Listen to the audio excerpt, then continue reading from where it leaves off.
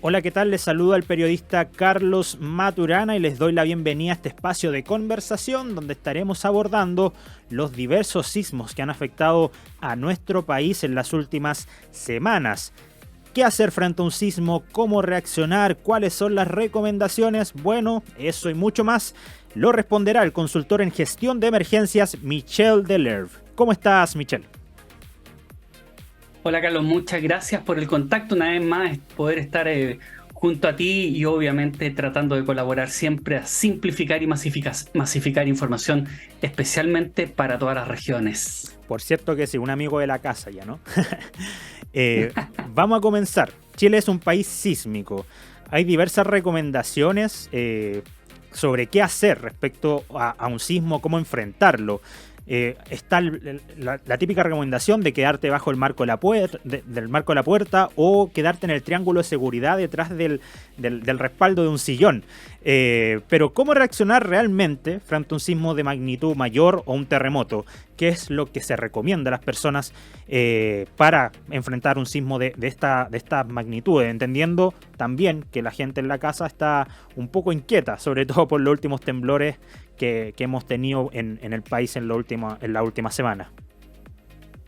Mira, yo creo que esta es una muy buena oportunidad para poder entregar información y quizás, no sé, romper algunos mitos y por otra parte, algunas Perfecto. cosas que han evolucionado a partir del tiempo y también de la modernización, por ejemplo, mejoramiento de la norma sísmica, la construcción, etcétera. Quizás ahí parto con una recomendación que es importante, pero que probablemente con el tiempo cada vez es menos relevante. Ajá. Desde muy chico a todos nos han enseñado, ¿cierto?, que hay que ponerse bajo el marco de la puerta. El tema es que uno tiene que diferenciar en qué tipo de estructura y por lo tanto la primera recomendación es saber en qué estructura estamos, dónde vivimos, dónde trabajamos, dónde estudiamos, que son las que con mayor frecuencia utilizamos. Uh-huh. Es decir, si tenemos una construcción que ha sido hecha bajo la norma sísmica, estamos hablando probablemente cualquier construcción sólida después de la década de los 60, ya estamos hablando de probablemente el marco de la puerta no es un elemento estructural. Cuando sí es un elemento quizás importante, por ejemplo, en una construcción de adobe. Si uno se acuerda de las construcciones de adobe, sobre todo en el ámbito rural, que todavía quedan bastante en Chile, uno ve que las vigas están a la vista y ve unos troncos, unas vigas importantes Ajá. que van por encima incluso del marco de la puerta. Obviamente ahí, pero esas son estructuras que están obviamente en retirada Ya. y por lo tanto si nos enfocamos ahí, primero, el marco de la puerta puede ser interesante en aquellas estructuras más antiguas como las de adobe, Uh-huh. pero hay un tema, las de adobe resisten, pero pasan de un extremo al otro, resisten hasta que un momento colapsan, pueden colapsar rápidamente. Por lo tanto, si usted está en una construcción de adobe, la recomendación probablemente frente a un sismo que uno ya ve que es importante es salir de la casa o de la estructura, ¿cierto? Que habitualmente el caso nuestro son casas. Desde el punto de vista de las estructuras que están más construidas, como te señalaba, obra gruesa, concreto reforzado, etcétera, Uh-huh. estamos hablando de que el marco de la puerta es más bien hoy día un elemento que tiene incluso elementos decorativos, como el mismo marco de madera. Por lo tanto, ahí lo importante es identificar cuáles son las zonas más sólidas. Hoy día sabemos que tenemos mucha panelería dentro de nuestras casas, estas paredes que básicamente si uno las golpea pareciera que va a pasar hacia el otro lado, y tenemos las otras que son sólidas. Ya. Por lo tanto, golpeando uno va a saber cuál es la sólida o no, saber que esas son estructuras más sólidas y por lo tanto ubicarnos en esos sectores. Ahora, también señalar que es importante preparar los espacios. Esto nos puede Perfecto. pasar en cualquier hora del día y por lo tanto, o de la noche, y por lo tanto ahí hay un concepto que quizá hay que reforzar, lo que tiene que ver con afirmar los muebles a la pared.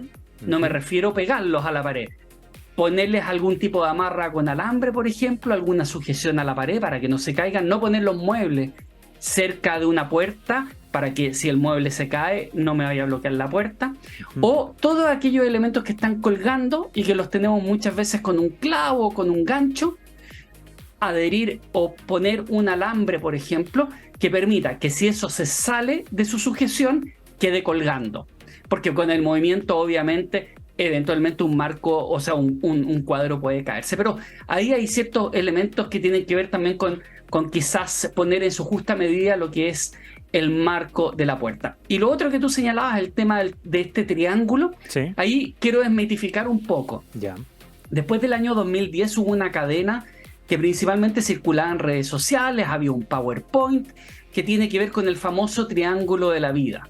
La Ajá. verdad es que eso es más bien algo que no tiene sustento científico, es más bien una cadena que en algún momento dado se viralizó. Por lo tanto, Perfecto. recordar que siempre las medidas es estar en una zona, obviamente, ojalá al lado de una pared, por ejemplo, que sea estructural, Ya. agacharse, cubrirse, ponerse quizá en una posición como hincado, fetal hacia abajo, cubrirse y afirmarse debajo de una mesa, al lado de una pared donde obviamente yo vea que nada se puede caer.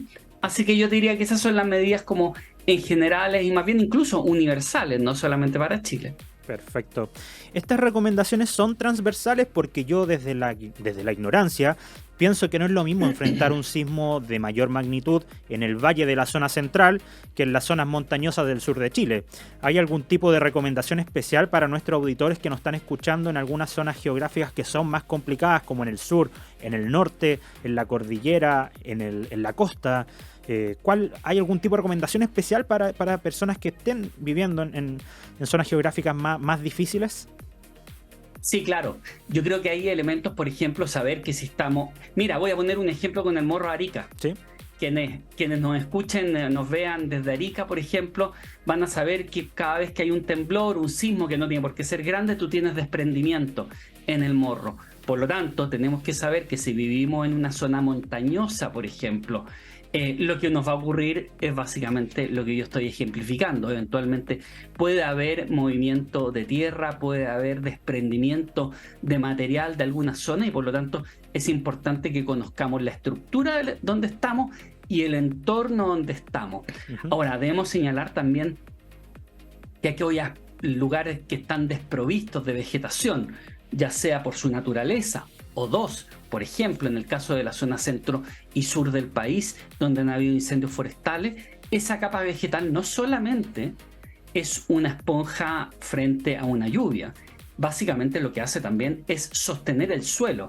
y ya. por lo tanto si se ha perdido esa capa vegetal también es más posible que exista probabilidad de algún tipo de desprendimiento también de material. Por lo tanto, debemos comprender ahí también las zonas donde estamos, donde obviamente en muchos lugares hay autoconstrucción, Ujú. ¿cierto? Sobre todo en zonas rurales. Por lo tanto, siempre proyectar qué es lo que no puede pasar frente a un río que aumenta su cauce. Dos, si estamos cerca de un cerro, si estamos en la costa, proyectar para poder ubicar nuestra casa, nuestro taller, lo que sea, en un lugar donde al menos tengamos la posibilidad incluso de, por ejemplo, hacer una evacuación segura, por ejemplo. Ujú, perfecto. Lo esencial dentro de lo que uno conoce es mantener la calma. Pero también es cierto que muchas personas no tienen tolerancia a los sismos o terremotos, principalmente por fobia o miedo. Pierden rápidamente la calma. ¿Qué hacer en esos casos? ¿Cómo manejar ese tipo de situación en caso de que mi papá, mi hermano, mi amigo sufra algún tipo de fobia al terremoto y que en realidad complique aún más las cosas? ¿Cómo reaccionar? ¿Cómo manejar la situación? Mira, yo creo que lo que tú pones en este momento sobre la mesa es muy importante. Ujú, Muchas veces decimos hay que mantener la calma. Sí, pero el susto es una reacción natural. exacto. Incluso debo decirte que el susto puede expresarse a partir de la desesperación, pero también de subdimensionar lo que está ocurriendo y básicamente quedarse quieto. Esta soberbia que tenemos a veces, no, si es un 5.5, no, si es un 6, no, si Ujú, es un 7, o sentí, por ejemplo, que el movimiento era muy bajo. Eh, la verdad es que ahí hay dos elementos que son clave. Uno, cuéntanos. saber qué hacer. Y esto es como una obra de teatro. Básicamente yo puedo saber qué hacer, pero si no lo entreno, es decir, tengo que tener el libreto, aprenderme el libreto y practicarlo. Esa es la mejor forma para que cuando suba la cortina del escenario no nos dé pánico escénico. O sea, básicamente eso es muy importante y creo que ahí tenemos un déficit que tiene que ver con el entrenamiento comunitario. Aquí no basta solamente con dar las instrucciones, aquí hay que ser capaz de practicar. Para quienes se alteran, esa es una muy buena forma de encontrar la tranquilidad, saber dónde me tengo que ubicar, ensayar eso, etc. En segundo lugar, mantenerme informado. Y eso es tanto para quienes de una u otra manera se alteran en términos de ponerse más nervioso o expresar su miedo a través de eso, como también aquellos que muchas veces minimizan. Quiero poner un ejemplo. Tú podrías tener un terremoto, un megaterremoto en la zona central, por ejemplo, con maremoto, megaterremoto costero básicamente, donde haya un maremoto, y la gente más al sur, o digamos en la región de la Araucanía o en la región de Atacama, podrían percibirlo como un terremoto importante, claro, pero no tan relevante. Sí, pero nos estamos olvidando del maremoto. No nos olvidemos de la triste experiencia que tuvimos con el archipiélago Juan Fernández, donde básicamente ellos el terremoto del 27F lo percibieron como un sismo importante, pero no los alteró respecto de la posibilidad de un maremoto. Y tuvimos personas muy, muy afectadas y fallecidas ahí. Por lo tanto, ahí mantenerse informado nos permite entonces tomar acción de manera oportuna. Y yo creo que eso es muy, muy relevante. Ahora, eso nos genera otro tema también, un desafío importante, lo conversamos la otra vez, sí. La importancia que tiene y la responsabilidad del Estado de simplificar, masificar información, y no solamente a través de las redes sociales, porque las redes sociales implica que ya tienes que tener celular, computador, conexión a internet, etcétera, sino que lo que sigue pendiente, considerar a los medios de comunicación y especialmente los locales como un aliado estratégico en momentos de emergencia. Justamente a eso iba a enfocar mi siguiente pregunta, porque si bien se puso a prueba el sistema con los incendios forestales del pasado verano, yo creo que la verdadera prueba de fuego es un terremoto, ¿no? Somos un país sísmico que ha tenido diversos sismos en su historia. El último grande fue el de Antofagasta, si no recuerdo, el de Coquimbo también fue muy fuerte. Con maremoto destructivo en el caso de Coquimbo. Exacto. Entonces, Canela Baja fue. Exacto. Entonces, ¿cómo desde lo institucional se debe enfrentar una catástrofe como esta? ¿Senapred está preparado? Usted dijo la vez pasada, cuando lo entrevistamos acá, que era un sistema muy centralizado. Sigue centralizado porque es un sistema, una institución relativamente nueva, pero ¿cómo se prepara Senapred para enfrentar esta catástrofe o estas posibles catástrofes que se vengan a futuro, ¿no?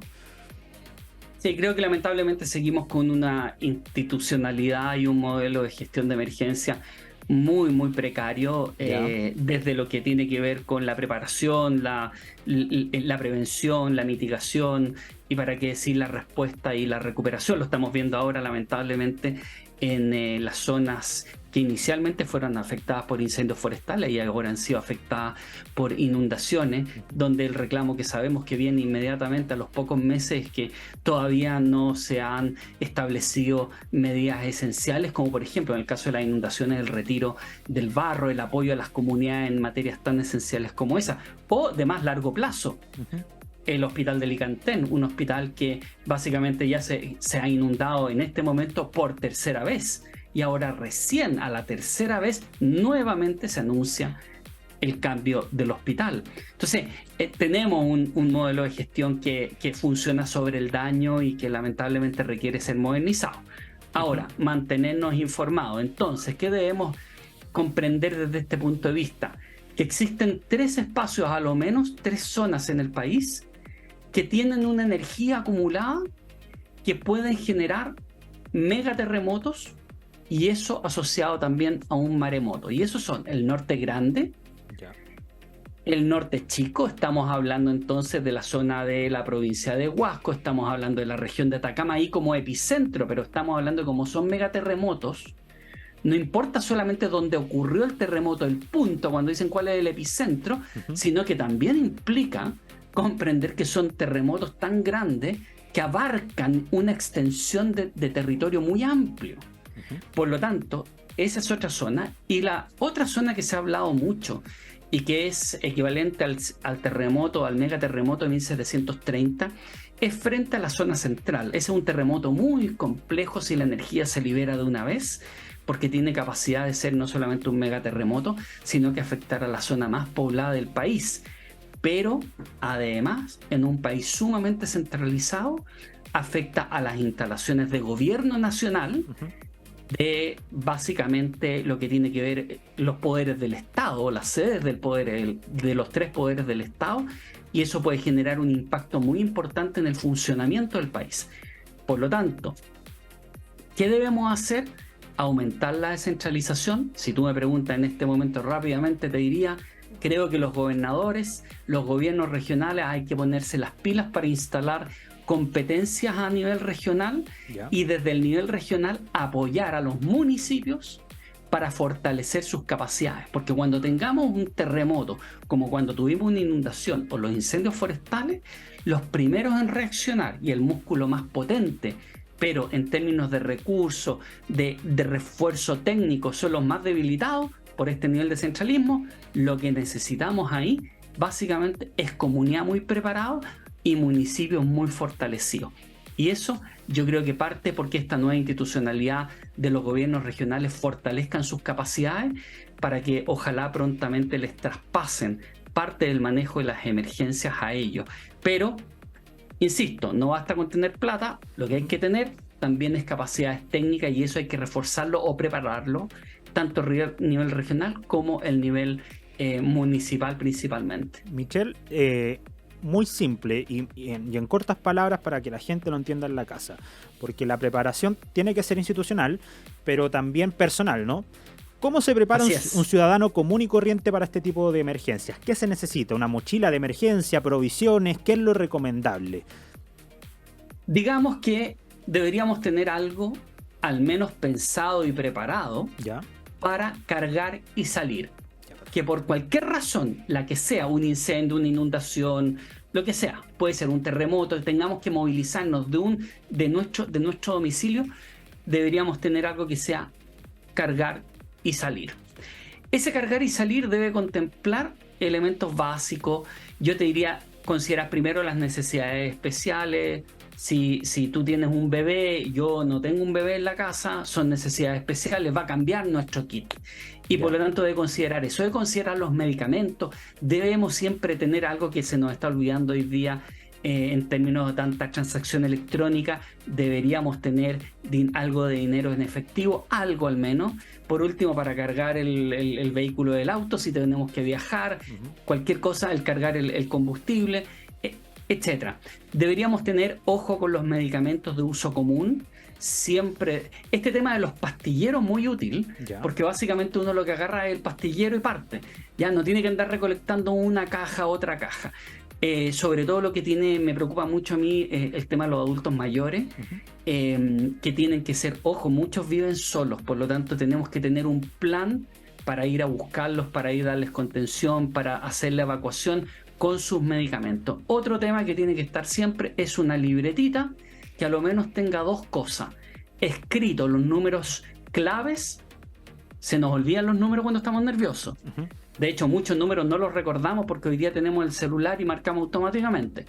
Y en segundo lugar, lo que tiene que ver con todas las prescripciones médicas, desde los niños, los adolescentes, los adultos, pero sobre todo los adultos mayores. Porque muchas veces no vamos a tener los medicamentos y vamos a tener que saber qué llevar. Yo te diría que eso para cargar y correr. Y en el hogar se nos puede cortar la electricidad, los servicios básicos, pero nuestra casa puede estar impecable. ¿Te fijas? Entonces lo que necesitamos tener ahí, veamos cuáles son nuestras necesidades para sostener nuestra autonomía. Y aquí hay lo más simple es acordarse 72 horas. Es decir, 72 horas para funcionar. Ahora, quizás lo único que deberíamos pensar en tener siempre, porque eso significa acumularlo un poquito, es agua para 72 horas. Para beber, más allá de las necesidades especiales que uno pueda tener, 2 litros de agua por persona por día. Es decir, si hablamos de 72 horas, nosotros por cada persona que está en la casa, siempre deberíamos tener a lo menos 6 litros de agua en diferentes cosas. Podemos tenerlo en agua en bidón, etcétera, pero siempre tener una reserva que la vayamos cambiando permanentemente y la vayamos usando, pero a lo menos para bebida. Y lo otro son las necesidades especiales. Por lo tanto, conversarlo en familia, hacer un listado y decir qué necesitamos para 72 horas. Perfecto, Michelle, yo te doy muchas gracias nuevamente por conversar con nosotros. La verdad que eres un amigo de la casa y vamos a estar en contacto nuevamente. No, muchas gracias a ustedes, encantado de poder estar, y por cierto a todos quienes nos ven, nos escuchan en las regiones, un gran abrazo, y no olvidarse que el eslabón más importante en la cadena de esfuerzos en un sistema moderno de emergencia parte en la comunidad organizada y entrenada, y de ahí vienen los municipios, y de ahí hacia arriba. Y por lo tanto, eso cada uno de nosotros tiene que ayudar a cambiarlo en un país que está excesivamente centralizado. Yo me despido y lo invito a visitar todas las redes de radios regionales y, cómo no, a revisar nuevamente esta entrevista en radiosregionales.cl. Muchas gracias y nos vemos hasta pronto.